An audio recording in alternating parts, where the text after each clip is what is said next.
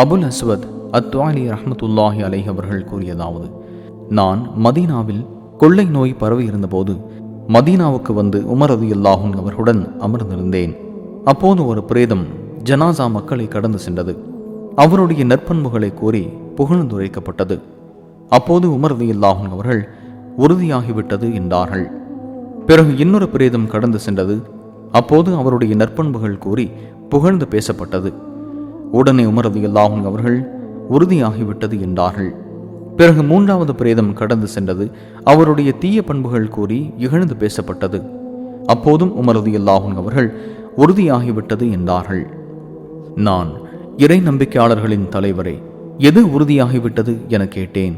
அதற்கு உமர் ரலியல்லாஹு அன்ஹு அவர்கள் கூறினார்கள், எந்த முஸ்லிமுக்காவது அவர் நல்லவர் என 4 பேர் சாட்சியம் கூறினால் அவரை அல்லாஹ் சொர்க்கத்தில் அனுமதிப்பான் என்று நபி ஸல்லல்லாஹு அலைஹி வஸல்லம் அவர்கள் கூறினார்கள். நாங்கள் 3 சாட்சியாயிருந்தால் என்று கேட்டோம். அதற்கு அவர்கள் 3 பேர் சாட்சியம் கூறினாலும் தான் என்றார்கள். மீண்டும் 2 சாட்சியாக இருந்தால் என நாங்கள் கேட்டதற்கு 2 பேர் சாட்சியம் கூறினாலும் தான் என்றார்கள். பிறகு நாங்கள் ஒரு நபர் பற்றி கேட்கவில்லை. எனவே நபி ஸல்லல்லாஹு அலைஹி வஸல்லம் அவர்கள் கூறியதன் அடிப்படையிலேயே நான் இவ்வாறு கூறினேன். சஹீஹுல் புகாரி 1368